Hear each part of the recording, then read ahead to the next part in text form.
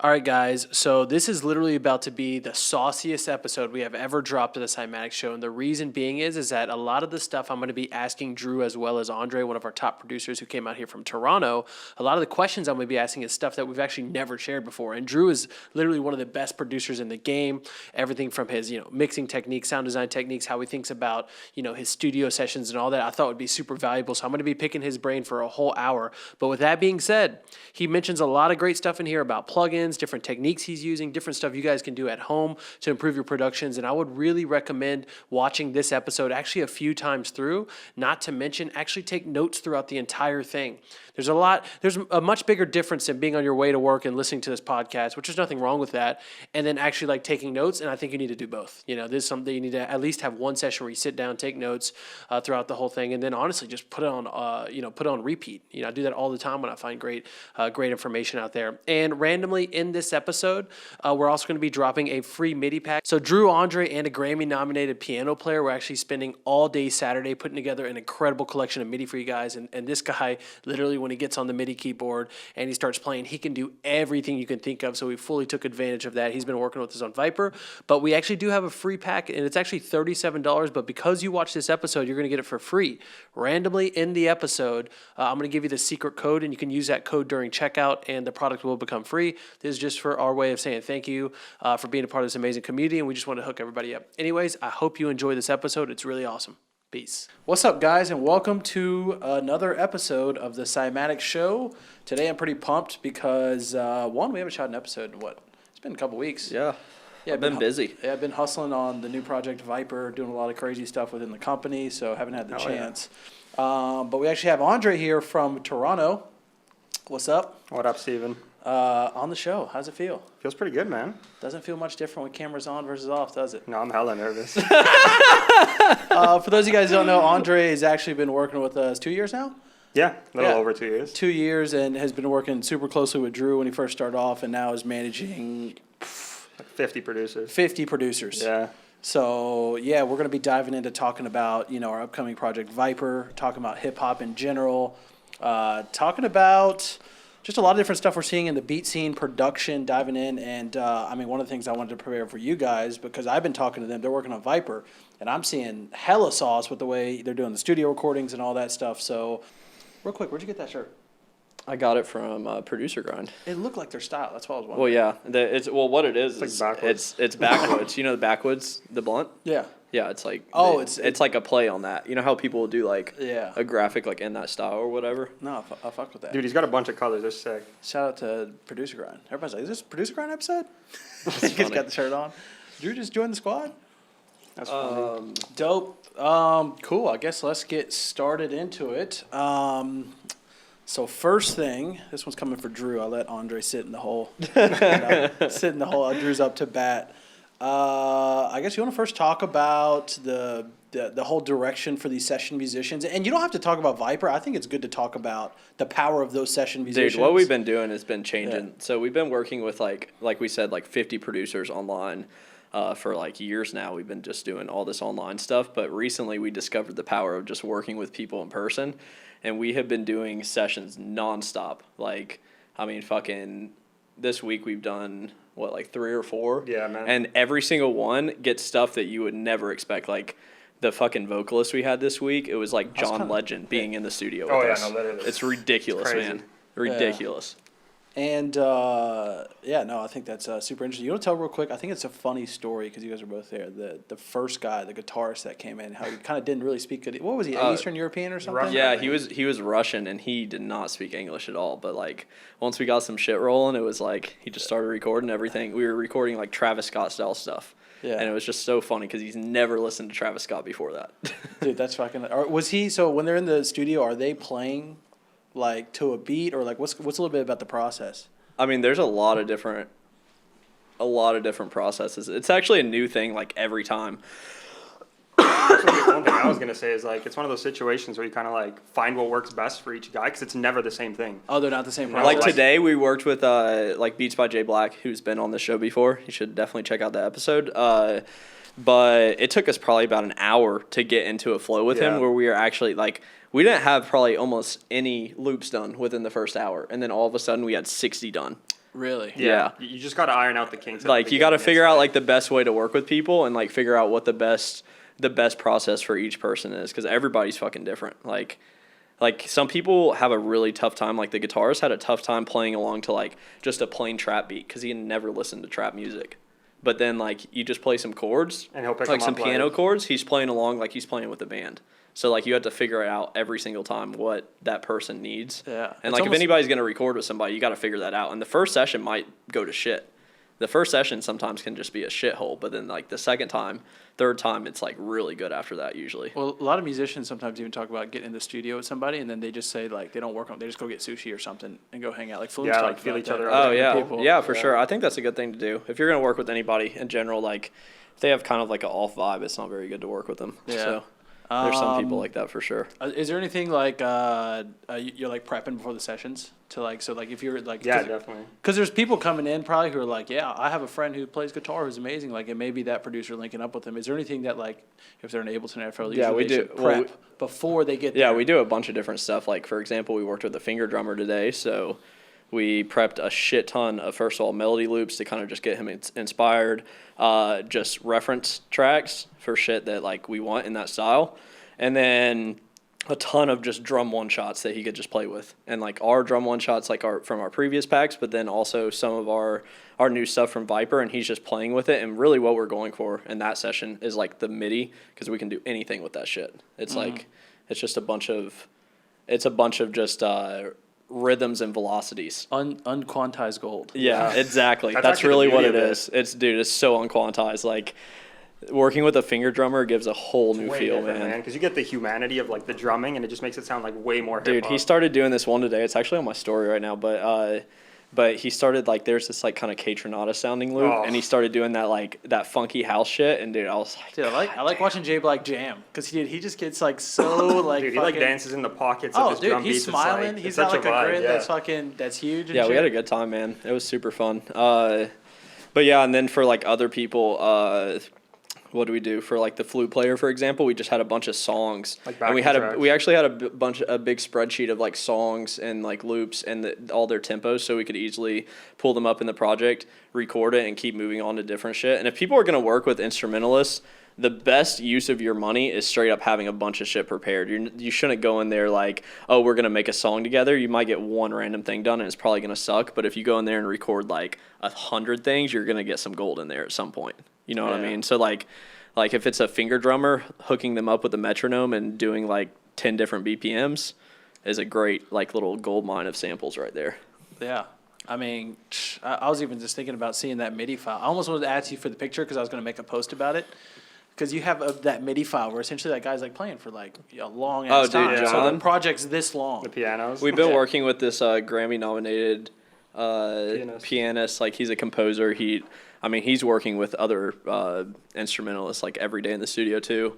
But he comes in and he just records, and he can sit there and record piano. You basically give him maybe a little reference. He'll kind of play along to it for a second, and then he'll sit there and record melody after melody after melody in the same key, or he'll switch keys if you want him, switch tempos if you want, and he can just pump out shit. So, I mean, finding a pianist like that, and that's actually what I used to do with my friend Caleb, too, is like just go in the studio and try to get a shit ton of MIDIs that I can work with later. Dude, you know what's funny is that you never know how random shit like that in your past plays a role. Because I remember when you started doing this, and I was like thinking about even the day I came over, I was like, oh, this reminds me of like when you were working with Caleb and like talking about all the stuff you're doing with like him and him.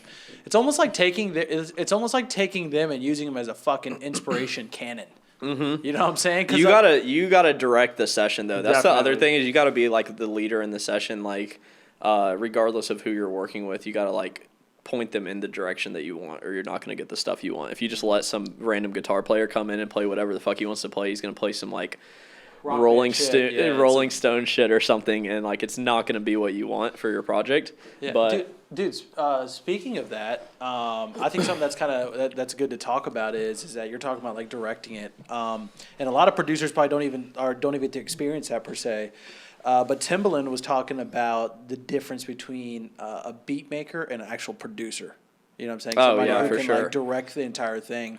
Do you guys feel that like making beats is a little bit different than like getting these studio sessions? like at a different caliber. Oh, yeah. Because like to see that guitar guy. I'm gonna tell you, if you get in studio sessions with good musicians for a week, you're gonna level up more than you have in like months. I promise, like quickly. Because one first thing of I all, found you're working with these people. You're forced into like learning this shit. Like we're learning all these recording techniques because we had to. All of a sudden, we were working with like vocalists. We had to learn all these recording techniques. So every single session, you're like leveling up a little bit, and it forces you to. And I mean, dude, that's a huge help for me right now. And dude, like, tell me, just from hearing the different sounds and stuff, it's almost like every person brings a whole new layer of inspiration to the producer. Dude, and we have like, 100%. how many people do we have doing that? Like, probably, it's going to end up being like 30 plus like musicians, not just people that make beats, like people who are bringing a whole new like live aspect to it. That I think like, I mean, dude, it adds so much life to your shit. It's crazy. Yeah, I mean, dude, you know what I'm excited about, Andre? Is fucking Toronto. You're talking about having an office in Toronto. How easy would this be in Toronto? 100%. We're setting up a studio. Dude, that's the thing I was talking about with Drew today is like there's so many talented musicians everywhere, and as long as like you're there and working with them and kind of guiding them, it's like you'd be surprised what you could get out of it. You know what I mean? Like some of the players, if I see them, I wouldn't be thinking like this person's gonna kill the beat game. You know what I mean? But like it works out if you. And they never could alone. That's Yeah. the thing is they never could go and just make beats. They don't. I think a big part of like beats and like the way producers sound comes from like the culture they grew up around. And I think like for example, some guy who's like classically trained as a pianist, he might be the best musician in the world, but he doesn't have that cultural background to be able to tie it all together into like hip hop production. Or sometimes even be like a computer person, because at the end of the day, producers are that's another tech big guys. part. Yeah. They're tech guys who use a different type of software. Yeah, for sure. So there's a lot of factors, but like you can use that person, and I mean, dude, you can get some real good shit. It's like a whole nother level of what you're gonna come up with, like drawing in MIDI on your computer. Even if you play piano or play guitar and you're decent at it, like it's a whole different ball game playing or working with some guy that's like been playing for 15, 20 years and does it professionally. It's a whole different thing. Yeah. Andre, I know you've been back to making a ton of beats recently. Oh yeah. Does that have you noticed this shit with the players affecting the way you're even for example even drawing in MIDI? Has it changed you on like production? 400%. Like honestly, because the thing to me is like what makes a really good hip hop beat a lot of times is like a lot of those really good hip hop producers like Q beats and stuff have these loops that are superhuman. You know what I mean? Like they sound human. There's like dynamics in the flutes and all that. And like, dude, that's almost impossible to do in a really good way in MIDI. Like sometimes it's actually kind of hard. So like having a player come in, like me and Drew, half the time are sitting there freaking out because they're doing shit that we want to hear, but we can't do with MIDI.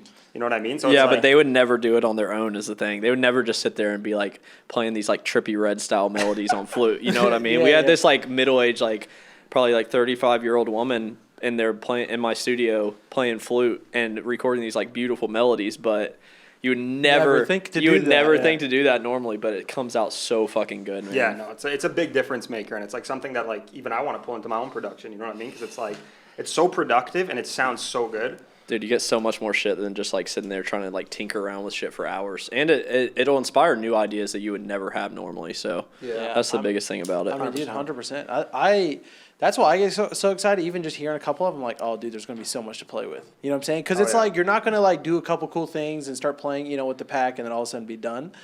Essentially, it's a bigger fucking like toolbox. You know what I'm saying? Definitely. Like a little sandbox, I guess. So this episode, something that I thought would be dope, I was thinking about earlier today was, I think having you guys talking about actually more technical stuff. Because even from production standpoint, for me, I don't get by doing the crazy sound design or the crazy processing stuff. A lot of my stuff is just resample. But I think you guys, I kind of want to go into production stuff, like talking about like technical shit. You know what I'm saying? Because like I think there's a lot of value in that type of thing. Okay, I have 808s here, but I'm not going to talk about 808s first. I got to save that a little bit because, dude, everybody in the 7-day challenge, they were all waiting for 808 day. If you look at the comments every day, they're like, dude, I can't wait for day like 6. I understand, man. It's hard for a lot of people, but like once you get it down, it's like no brainer. Like you do them in like 2 seconds. Once you get the idea, because you'll hear them in your head and you can just get them out real quick. It's just like, no problem.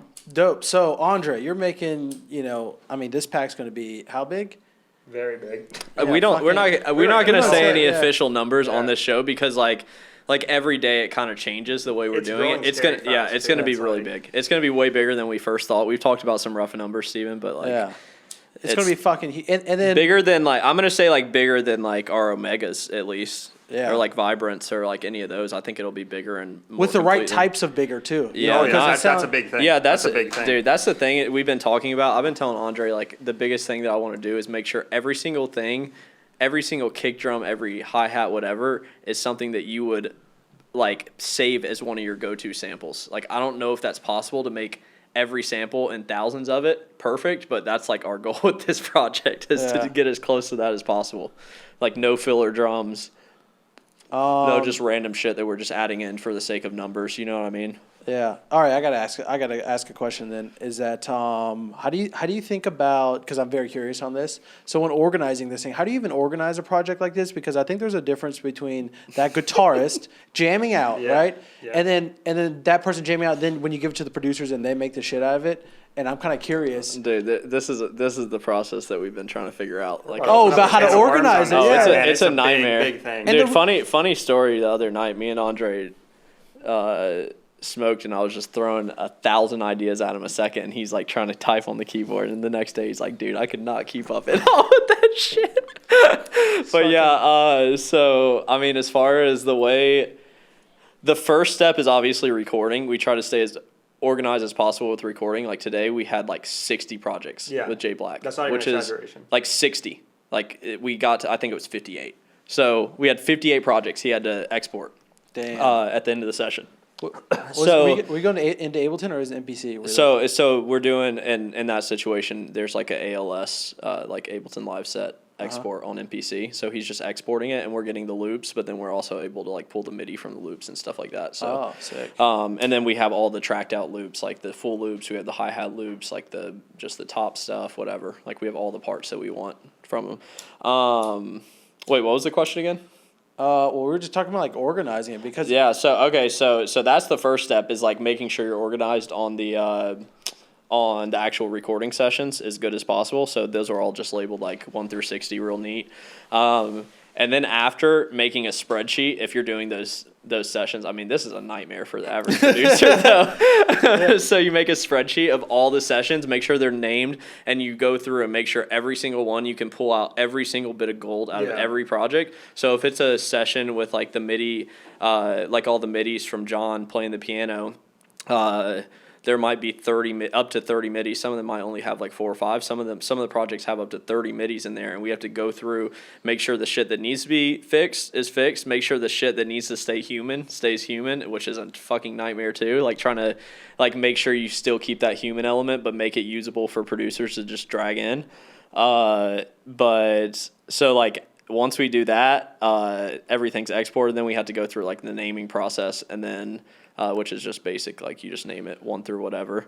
But actually on this pack, we're sorting all the loops, all the melody loops and stuff by mood. So like there'll be like happy loops, sad loops, nostalgic. There'll be like 90s on West Coast. That's a big difference. Like there's probably like 10 categories, and it's like, so like if you want to make a Juice WRLD type beat, you might go to like nostalgic or happy, depending on like what you're kind of going for. Probably nostalgic, and there'd be a lot of stuff that's in that style that you could like maybe add an E-piano real quick. You know what I mean? Dude, that's a fucking genius idea because I think organization is essentially changing. It's like a user experience thing. Yes, for the 100%. You know what I'm saying? Agree with you, yeah. Damn, thinking about the organization, dude. It's kind of a nightmare. And then so like above that is like for melodies, it's at the very top. It's by kind of like genre, right? We have the 4 genre categories. So we have modern hip hop, we have classic hip hop, which is like maybe not like vintage, but like kind of classic style, like J. Cole, Kanye, whatever. We have 90s, which is like the vintage throwback stuff, and then we have R&B. And then within those, there's those moods, like depending on what the ones need. So like, for example, within the classic style, there might be like a triumphant folder that has more like triumphant brass loops or something. You know what I mean? Yeah. But it's just like all based on like what the folder actually needs. So like with R&B, there won't be quite as many moods. It's going to be more like just melancholic, sexy shit. You know what I mean? Dude, you know what's crazy, man? I don't even think that what the type of like, honestly, like projects we're creating right now are even close to the same thing as like a pack of 10 fucking melody loops. No. Like that's what people don't understand. We could make that in an afternoon, bro. Me and Andre could probably just with us two make a crazier fucking pack than most people could. But like Well, dude, that's why It's I'm the pumped next about level. Viper, because it feels more like a library. You know what I'm Yeah. saying? It's like a premium library. Like, think about, like, you know, having a regular sample pack just being like a little book you read, right? And then each in that you might learn to do some cool shit. But the Viper is more of a library that you're like going in there and like looking for different interesting Dude, stuff. we're trying to get it where like we have pretty much everything you would need and not have to leave it for like the next Yeah. like 3 to 5 years. That's If you're literally just what I making said, like yeah. modern hip hop, obviously you could go out and get other shit. But then also on top of all this shit, I'm gonna say, because like obviously people are gonna be like, oh, I don't want to just use samples. There's an Omnisphere bank included, Serum bank, massive library, like All the midis. There's gonna be like a total of probably like 500 plus midis at least.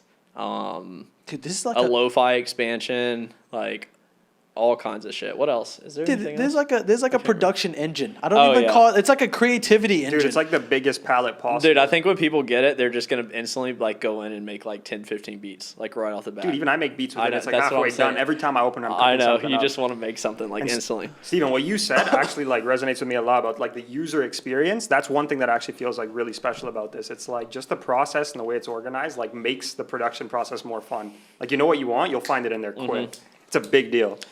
I would say you definitely have to like when you first get it, not just. I mean, you could just open it up and start producing, but you definitely got to get to know it because, like you said, Oh, it's yeah. a library. Like you got to Dude, like. send me some stuff. I need to get. Dude, I'm I still kind of learning want. it, I man. kind of want you I to like- like get the final taste on it because when you get it, it's gonna be I know, really I soon. know. Like the final version will be done in the next like. for those of you, probably for those of you week guys and a don't half. know, what pretty much happens is like during this process, like a product develops over a long. I mean, it's a long period of time. It starts with the ideas, honestly, from discussion, and then passing around early versions, and then we'll put out some free stuff and kind of messing around with the different ideas. And one of the dopest things for me is, you know, usually about 2 weeks or more, we finally get that final version, and then playing with that and getting the first taste. I think it's my favorite. Dude, it's This one's gonna hit different. I'm already. I want to stop the You don't- podcast. I want you to just don't stop and understand, go man. upstairs and start messing around. I just can't wait till you see it. It's crazy, man. Yeah, that's super interesting. Damn, I want to get in. All right, so we're totally going off on a tangent. I wanted to talk about the fucking Yeah, you get didn't to the even technical get- sides. We're getting That's a good thing, though, Yeah, how getting did that fucking- question even start? I don't even remember. dude. Probably because you guys have been over there recording all these sessions, and I mean, Dude, I'm that's- I'm out of it right now, man. We've been fucking going in lately. yeah. Last 3 days exhausting. it's been like nonstop. Just Yeah. studio. And dude, it gets a little hot, like Definitely. because we go like no AC because I got to get like some kind of completely silent AC. Dude, it's hard to find. Dude, I'm probably. about to buy a vocal booth after this What's launch how? because What is that? it's like like a- they're probably like $5,000, but you can get completely isolated vocal booths that won't have like they can't like you know how when you go to the studio in Atlanta, we go to the studio and you go in the booth and you can't hear anything outside, Yeah. even if you're blasting Yeah. bass as loud as you want. It's You like get that. that You from- can get that in your house, but it's like $5,000. But I Dude. was like, dude, I'm using it so much now that I'm like, fuck yeah. Andre, Yeah. when back in the day, like way back in the day when Drew has his studio set up, so we had a couple different ones. We had one at my house, we had one at his house, in one room. We kind of like four Right. different. But then there was this one point where you remember that studio that he built that he put up the foam, like he like nailed it into all the walls. But then you had the fucking what was it, the blankets, I had like the blankets. mink blankets from the thrift store up. And dude, when you sounded walked in pretty that, good, man. it You was can- like silent, dude. I remember walking in there and being like, it was this weird, creepy like. I had it even better in a few other rooms, but I mean, dude, yeah, sound treated rooms. That's a whole fucking discussion right there. I don't even want to. I was thinking about trying to get the guy from GIK Acoustics in here on a podcast. They're from Atlanta. Oh yeah, and that'd talk be fire. about acoustic treatment for people's rooms because I mean, people need to know that shit, man. Yeah. Super important. You could have the best speakers Well- in the world, and your fucking room Well, I is like think- terrible. You're fucked. Yeah, well, I mean, real quick, I want to know both of you guys this. Andre, Yeah. at home, Yeah. what's your one like at home studio? Because 99.99% of people watching this got podcast. What's your number one tip for sound treating a room? It doesn't have to be fancy equipment or whatever. What do you think? I don't know, Drew. What would you say? Like, if you're not doing fancy equipment, Because I think couch Like, first yeah, off. you can do just couch is good. Furniture Not square room. first. Bookshelves. Like if you have a bookshelf like in your house anywhere, toss it in there. Add some books. Like shit being everywhere. I swear to God, having a dirty ass room. I'm not saying make your room dirty, but like add some more furniture that you might not normally add. That helps. It's anything to like Boxes. stop reflections and stuff. kill the reflections off of flat surfaces. So like, and then anything like soft. Like anything super soft and like fuzzy is always gonna help. Like, dude, Yeah. I literally got like I'm pretty sure I got like blankets from the thrift store and like washed them a long time ago. I put up that cheap ass shitty foam that you see on Amazon, which is not that good by itself.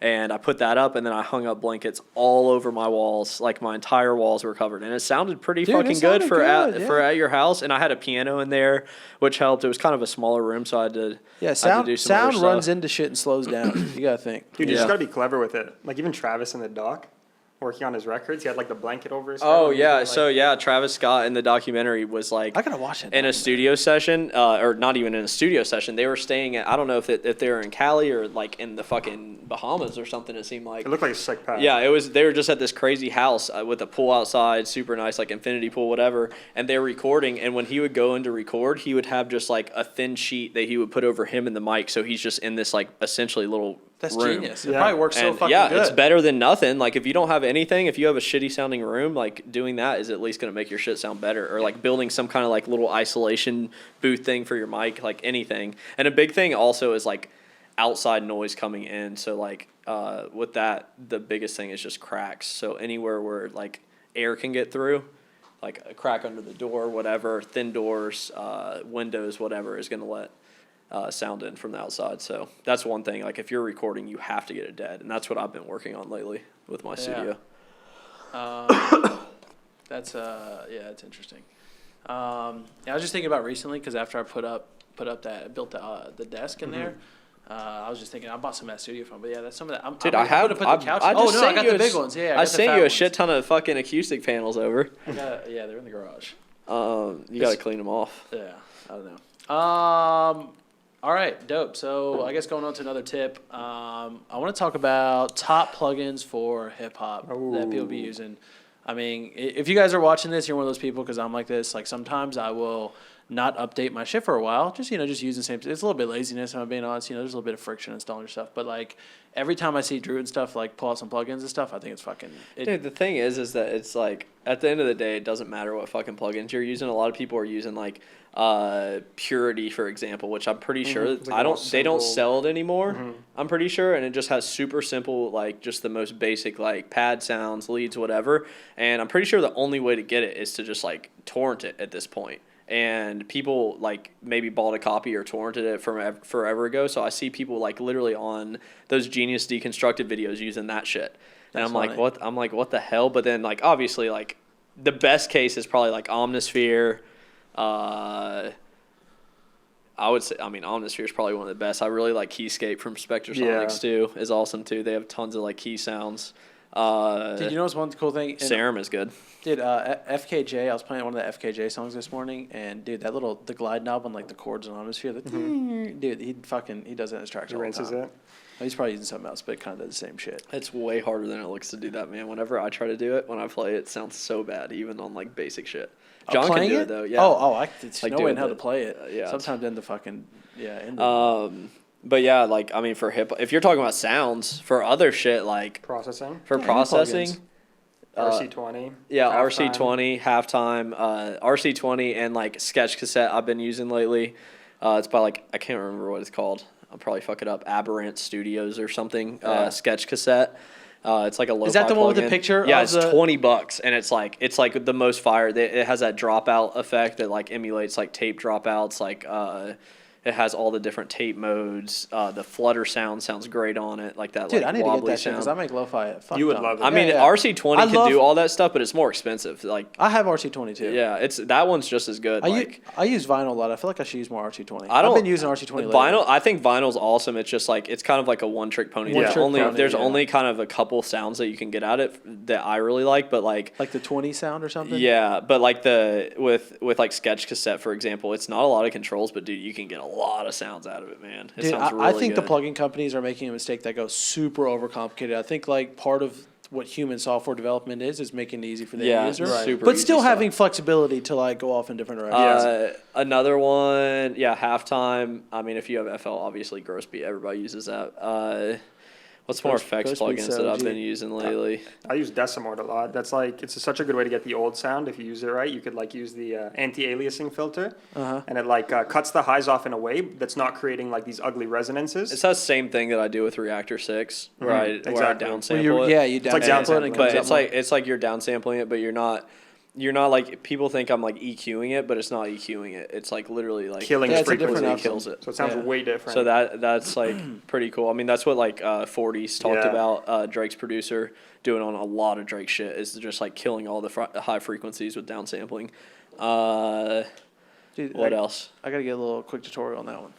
Everything that goes in the lo-fi realm, I'm always like. yeah, you'd like. Well, that hey, real one quick, too. Andre, I always see you pulling out RC20 for like people who have. I mean, it's only $20. People Yeah. want to go pick it up. Can you like what's RC20? some? What's some good? It's like 80. $80, yeah. Oh, 80? Is Yeah. It's not cheap, bro. No, it's. I mean, but it's worth it. Like if you're gonna, I think if you're gonna make hip hop, that's a pretty. Agreed. That's a standard Yeah, one. You yeah, gotta yeah. have that one. But what's one way that you would use it? So like they just got it or they got this thing, they should Yeah. like try. What do you think? 100%. Well, obviously, like one of the biggest like attraction factors for it is that it has like all of those old sounding effects, like the vinyl warble, the like the noise, the digital distortion.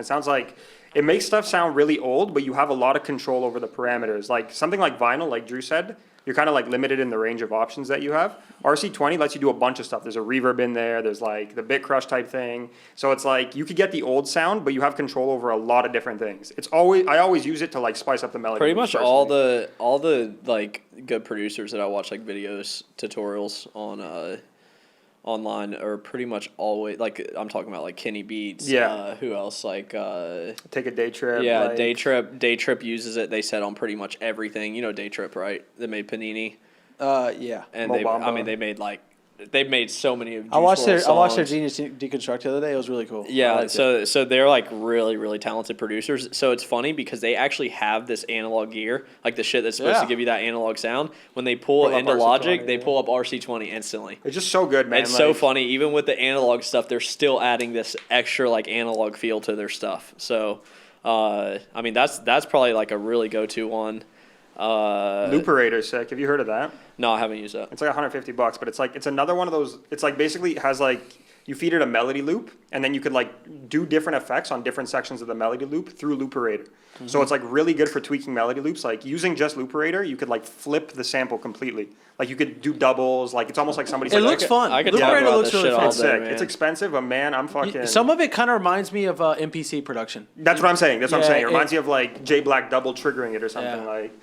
Dude, it's Dude, really I gotta pull up my MPC. Dude, I love playing around with the MPC. Uh-oh. What's another plugin? I'm trying to think. good. Effects plugin. I mean, you could use any Dude, I any could- reverbs, any delays. Like Wait, no, name these reverb. off. Let's talk about reverb because I think reverb is a thing that a lot of producers use some shitty ass or they just Yeah. doesn't I sound mean, you that can good. use the FL and Ableton stock ones if you get good at them. Is You there should tips? actually learn. How about some tips? Some tips Well, you should- specifically. What would the you? tip would is you- like to experiment with the fucking parameters. You're not going to learn the reverbs like. Different reverbs Like, work for different things yeah. too. It's like There's definitely like vocal specific reverbs that sound great on vocals, but then sound like maybe not as good on other stuff. I mean, usually vocal reverbs sound pretty good on a lot of stuff. Yeah. But like, there's like reverbs that you might use like on like some acoustic drums that you would never use on vocals. They're like small like room reverbs or something like that. But I mean, really just learning the plugins is the biggest thing. But if you want to like up your reverb, the one I've been using lately a lot is FabFilter Pro R because that one is just like so clean sounding. gives you a lot of control too. Yeah, it has a lot of control. You can like, you'll just have to look at the overview. I could go on about it probably for a while, but Dude, the 101. I'm excited about Valhalla the 101. reverbs too are really good. Definitely. Yeah, I'm excited about the 101 tips because essentially it's 101 what, beat tips, it's what yeah. we're kind of talking about right now in the podcast. But fucking Yeah, we're doing 101 of them in a row. We're doing a 101 beat tips PDF coming out. Will that be when is that coming out? Is that next It'll week? be out by the time this podcast. Oh, episode's okay, up. cool. Yeah, we're dropping that soon. I'm actually really excited about that. That thing's so good. I sprinkled it barely. I'm gonna make a post about it. Oh, that probably like later today or tomorrow. I'm gonna make a couple, but I know for a fact the 101 tips people are gonna like it because you Dude, know, like I I think mean, it's valuable, man. Even me just reading through it, like you remember, like, oh, I haven't tried that technique in a while. yeah. Also, dude, you know what's a good idea? We should post on all three of our accounts for the 100 every morning or something like that. Even have somebody help us do this. But just posting tip of the day, Yeah, and then that's and not then a put bad literally idea. say from the 101 tips because Or people even just download like it. even For the next 101 days, we would get so many Yeah, fucking downloads. it's Page always 3 there. of the 101 Making Beats free book, and on each Yeah. thing, you know what I'm saying? We should definitely do that.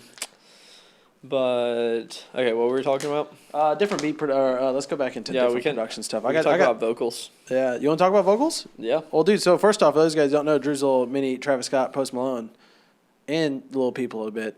I feel like your ability to replicate the vocals. Yeah, I know, It's scary. Like that little I Peep love song. watching it, dude. It's funny. Drew sends it to me a lot of times, and I'm like, I have to think for a second because I'm like, damn, this actually sounds just like the fucking. Dude, you got to come over and get you got to get in headphones. It's very intimate. Me and Andre got about yay close. Just kidding.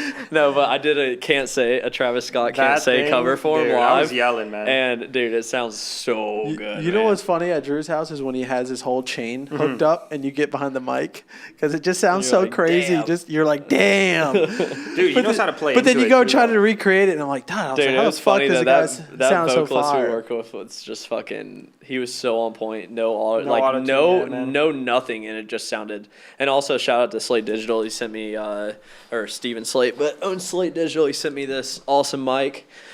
What's it called? The VMS. What is it? The M1 or something. It's really good. It's fucking. Sounds so sick. Does it? Dude, You could it's- cut commercial it's- records on that thing for Dude, I swear, It's like in my room, like no question. Like you should wait till you hear the quality of these vocals, man. It's so fucking good. But then How do you have him split up? Is he doing like ad libs or is it like, you know? I don't even know where to start, Bro. Dude. Like what kind of stuff are you getting him to record? Because for us, we're making like a fucking, like I said, creative engine. Like.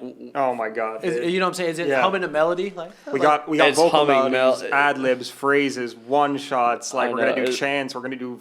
Dude, there's a lot of It's- stuff. I don't it's even want like to say every- some of it because it's like the X factor of it is like pretty hype. But Dude, there's this it's crazy. dude's literally this guy Caleb. I think his name is. I can't remember what it is. I've been posting about him. We'll Something do with a some P, content. I It's forgot, Phenom. It's Phenom Yeah, something that's it. on Instagram. But Caleb is like fucking incredible, man. I just met him through that guy John actually. Which, by the way, if you get connected in your local area, you can basically crawl the network of every single good musician in your entire town. And it's super easy because they all know each other. Yeah. But anyways, yeah, I mean, dude, he was insane, man. Like he was like a straight up, he could just do gospel style stuff. Like we were getting like that classic Kanye sound, you know what I mean? That Sunday service Kanye shit. Yeah. Dude, was straight up nasty, like man.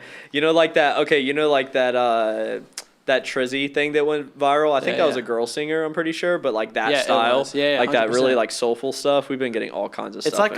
like a 2005 Mariah Carey sounding song because I was playing with the original sample like he did and I was like pitching to the same thing. That We're gonna get a girl singer like that too before this project is over. We're working on that as well. I feel like that's gonna help make a lot of the like Drake sampled style sound. Yeah. Oh yeah, Dude, Andre, we were talking about sampling earlier. Yeah. Like, I want you to talk a little bit about how even it's all related to Viper, but essentially like working with like the real people is going to Yeah. help almost replicate something that you could only get on a record. 100%. And you can't get sample clearance. And I think talk a little bit about the sampling of and getting certain types of like music out of it. Yeah, man, that's exactly what I was gonna say. It's because like when you try to find those old vinyl style sounding samples that a lot of these big artists are using in their beats, it's like it's not always that easy. You know what I mean? To actually find a good sample, and then you have to clear it too. Yeah. So it's like a two-step process that could be a very big headache. And like the one thing that I really appreciate about the way Viper's been going is like, just like Drew said, somebody like Caleb comes in here and cuts a vocal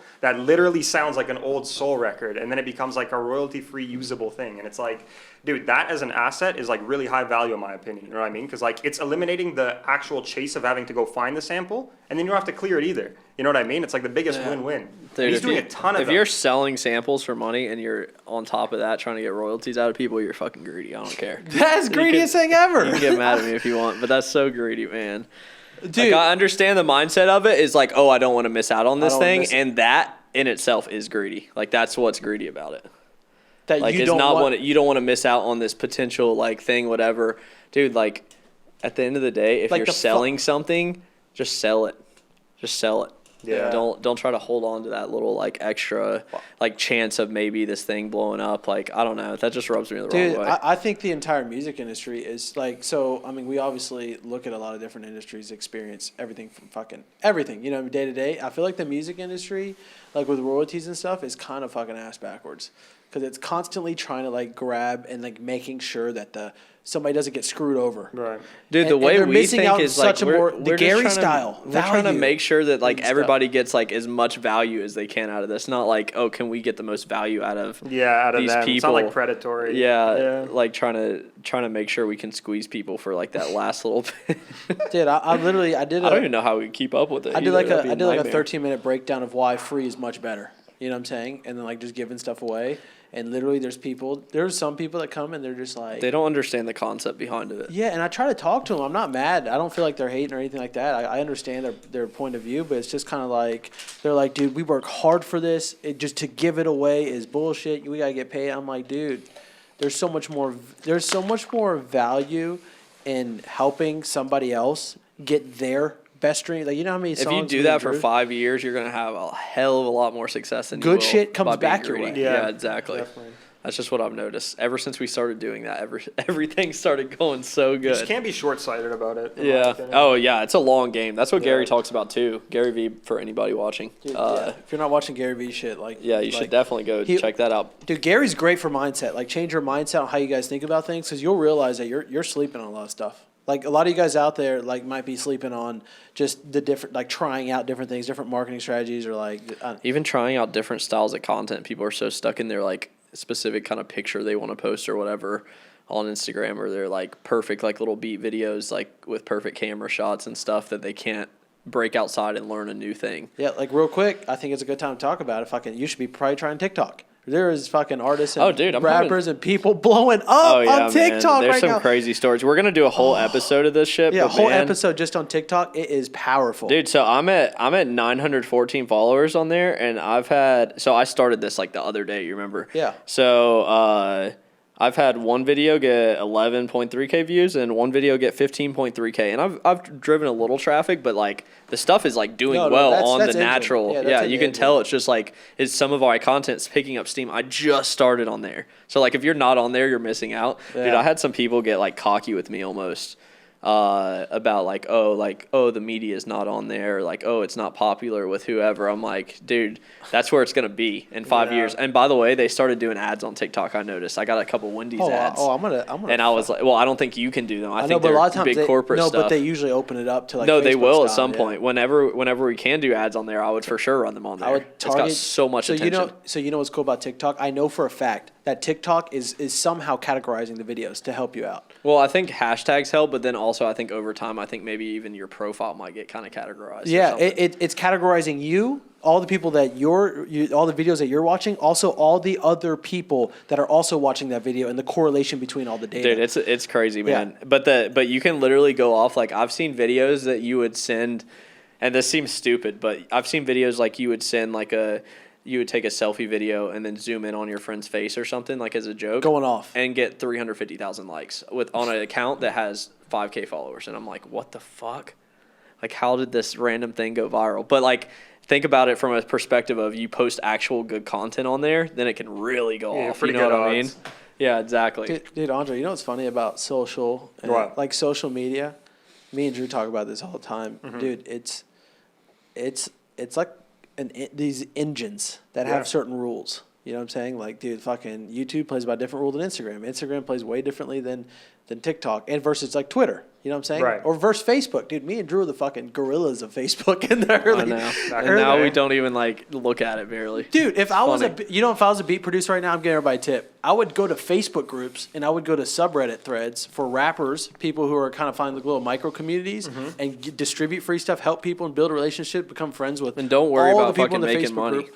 That's Yeah. that's not the goal. Dude, Yeah, that'll kill you and like just- at the beginning, man. If you get too like jumped up on that, you could like Dude, You got to move. Yeah. eat shit for a few years. that's what at I'm your- saying. Like you gotta fucking Eat shit at your parents' house, especially if you're at your parents' house. But either way, just eat shit, live off of nothing, just give out shit for free. It'll work out in the long term. Dude, me and for those guys that don't know, me and Drew used to be fucking broke. I know. A We few did not. years ago. Dude, you remember filling up gas tank with like $5? I know. Like every time you go to the gas tank, like me and Drew are the kind of guys like putting in $5 just to, I swear, weasel like 1 or 2 rides just because we're trying not to spend money. It was ridiculous. When we started Cymatics, you and me probably collectively, we did not have like that much cash. Yeah, I like pretty much got rid of all my shit actually right at the beginning and moved to Seattle with like I think $2 or $3 grand to my name. I know. You know I how remember. that is moving to a place that costs.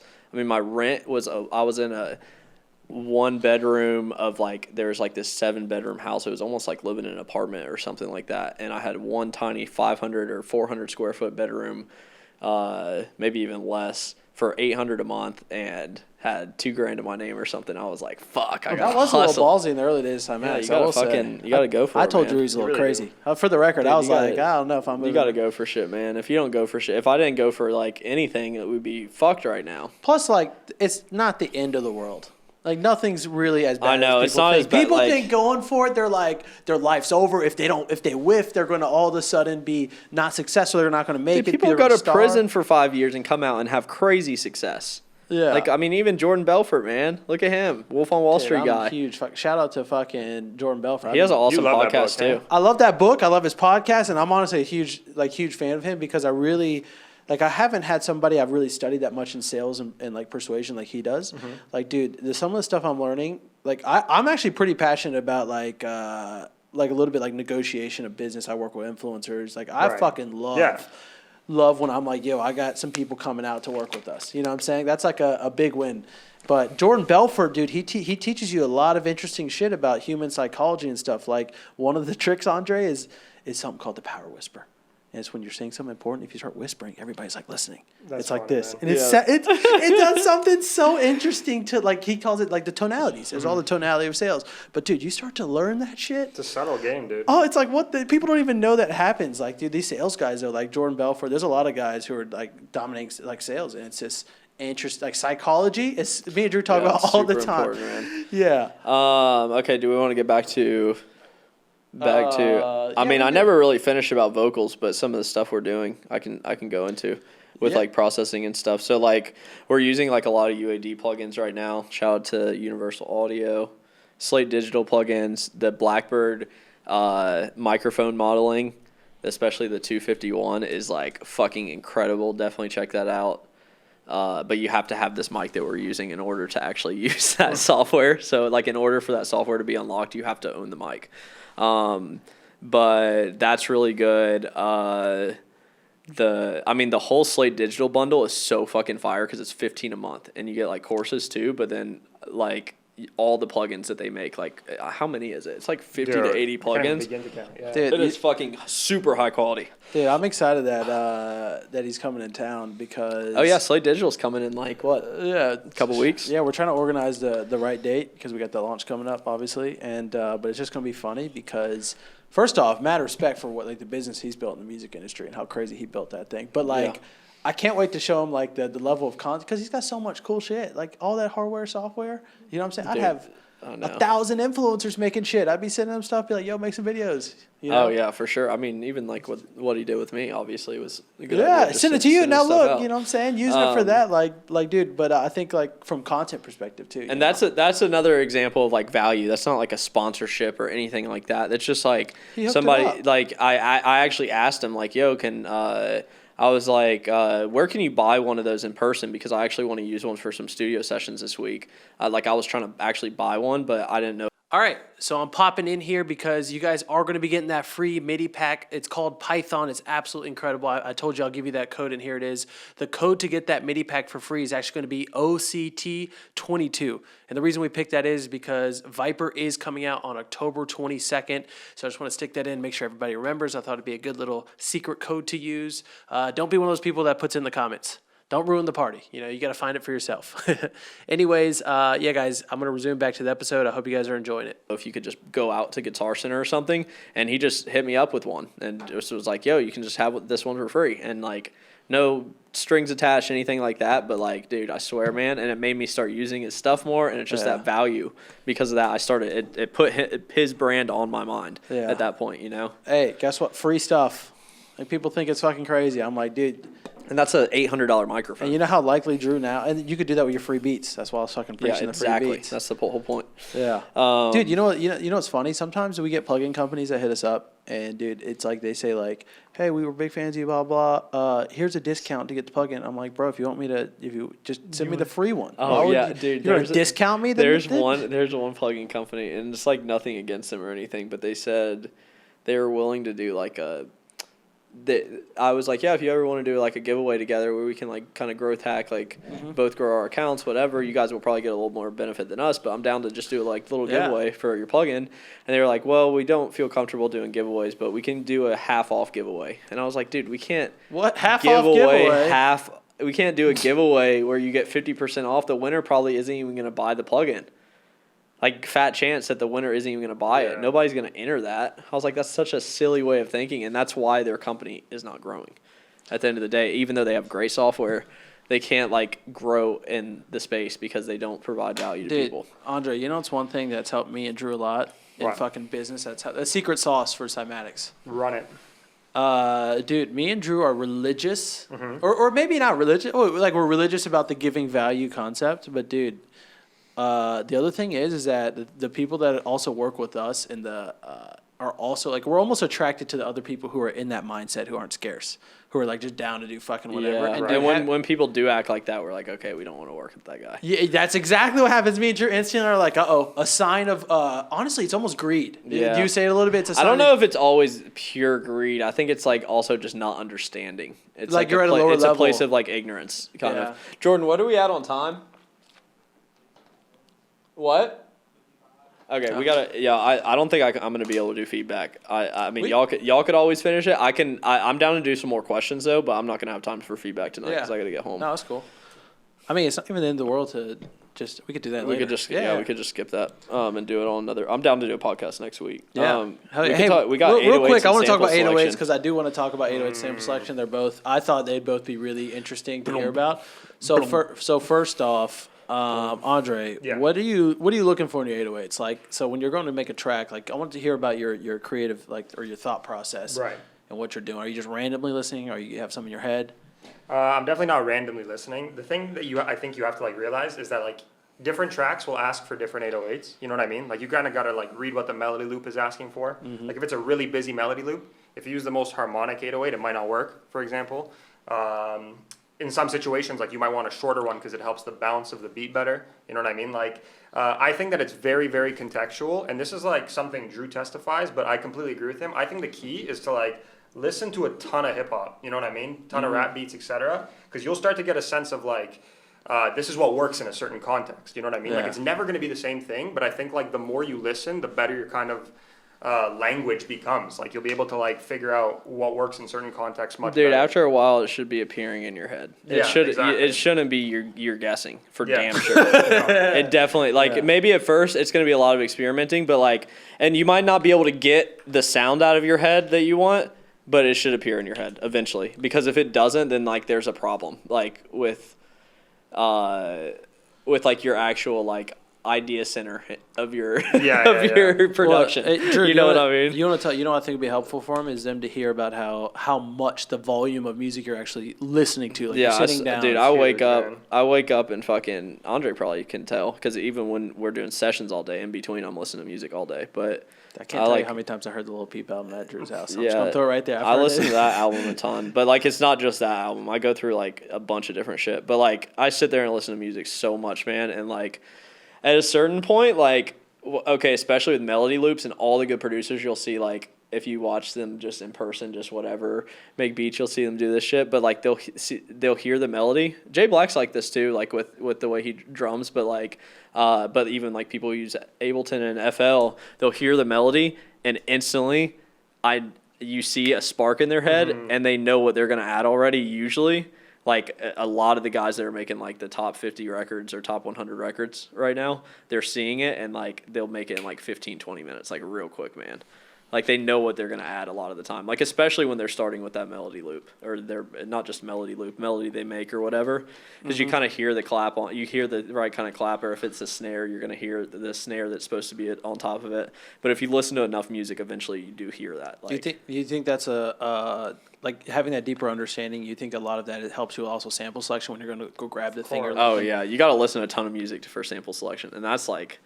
Dude, sample selection is hard, man. That shit takes years of scrolling through samples and trying them out and beats and like seeing what works and listening to music and like sitting there like studying like why the transient sounds different on a snare versus another snare. You know what I mean? Why this snare is popping through the mix more. I mean, dude, that shit takes so long. Do you think so okay, something real quick. Okay, so I guess everybody here, you guys are making obviously different genres, not only hip hop. You guys have done everything from fucking dubstep to house music. How does sound selection and sample selection differ in different genres in your head? I mean, it just depends on like for example, like the trap fucking transients aren't even close to like a dubstep. Yeah. No. You know what I'm saying? Like dubstep and like.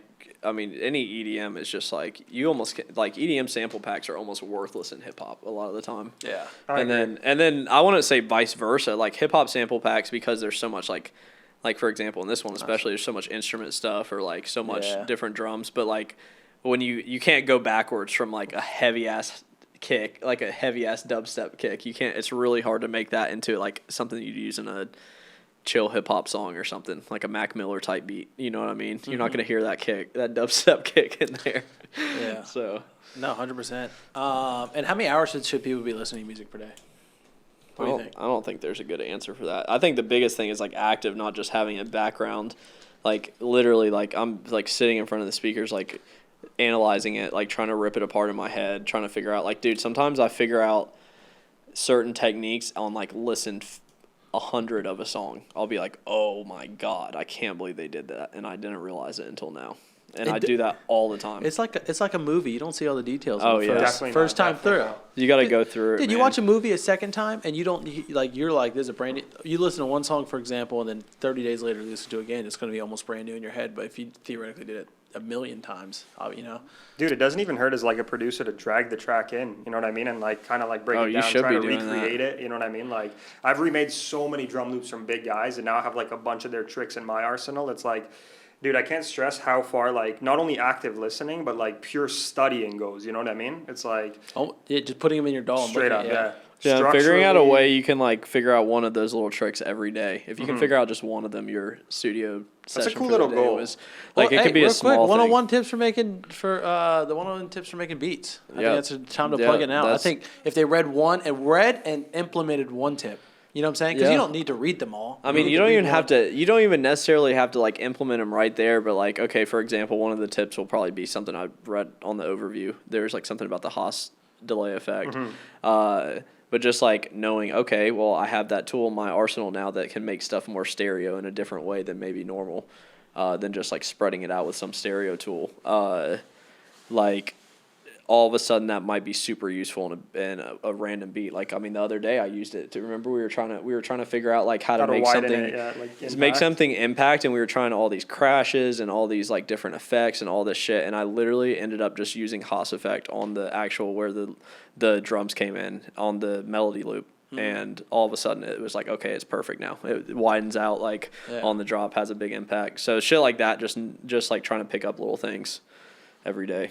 It's definitely a good idea. It's like broadening your vocabulary, in my opinion, because like the more you know, the more easily you'll be able to do the stuff that comes into your head. So it's just like you make these little micro goals and reach them each day. It's like suddenly in fucking 6 months you're a great producer, or maybe not 6 months, but like you really make progress. It can be if you're like, hustling, man. Straight up. You can get better than you think fast. Wooly.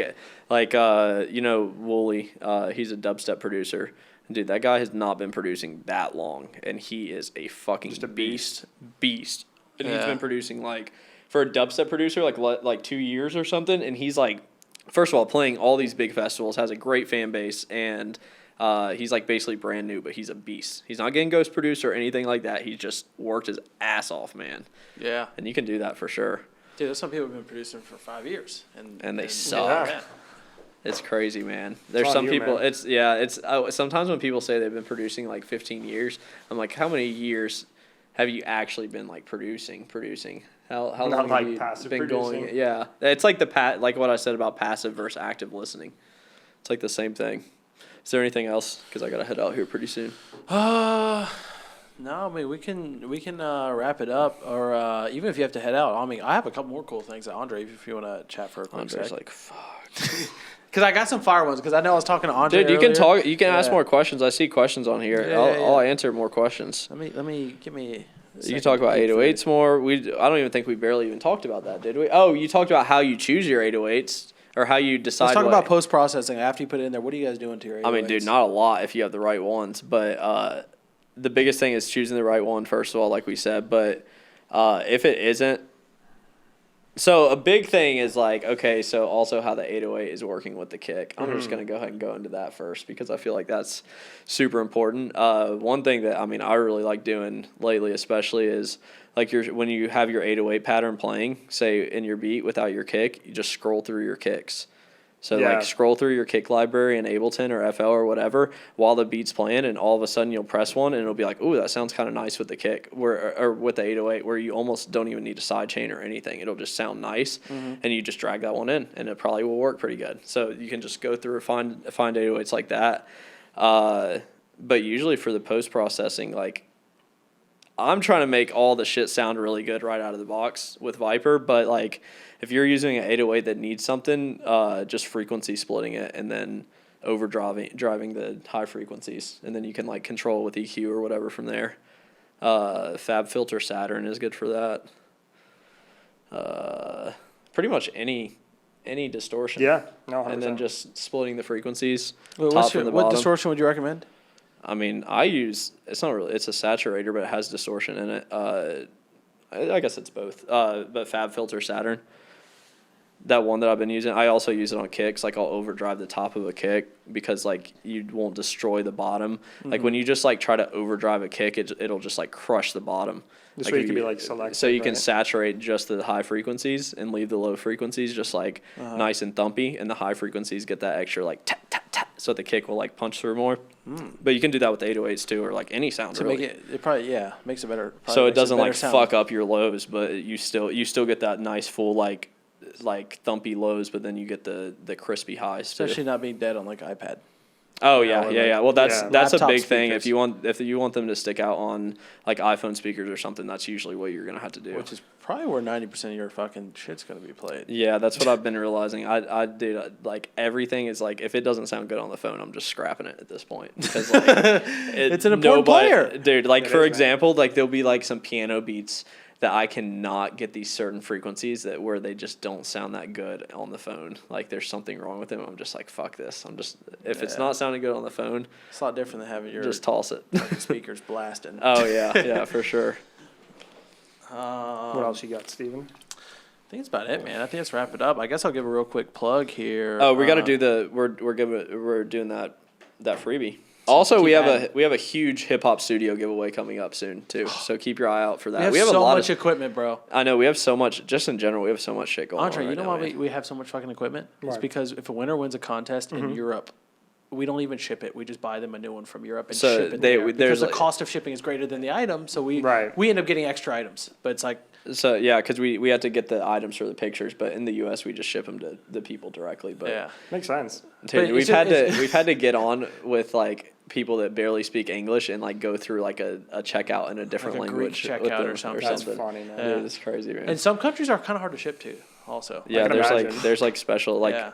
I think like it's not Brazil, it's something in South South America. South There's America somewhere in is- South America that like does not allow anything over like $50 or something like that to be shipped, shit like that. But Yeah, and we have some sick items in here, dude. Yeah, Let me if you grab wanna some. grab one out. Some heat right here. That's a goodie right there. I brought the heat out for this one. I want to do a sick giveaway on this episode because why the fuck not? You know what I'm saying? Damn, look at that Dude, look at this thing. oh, Maschine Jam, that's Dude, gonna be these things are fucking nice, awesome, bro. man.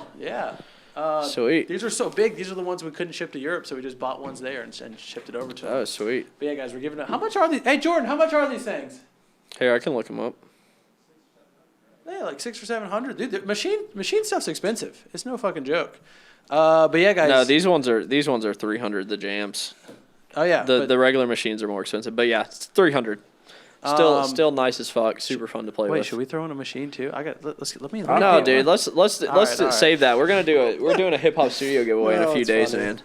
Anyways, funny. oh yeah, we are giving away all that stuff. Yeah, guys, Yeah. so we are giving away an entire hip hop studio, for sure. But anyways, all you have to do to enter is just comment on the YouTube channel for the Cymatics podcast on this episode. Just drop a comment, and maybe say your favorite part. You know.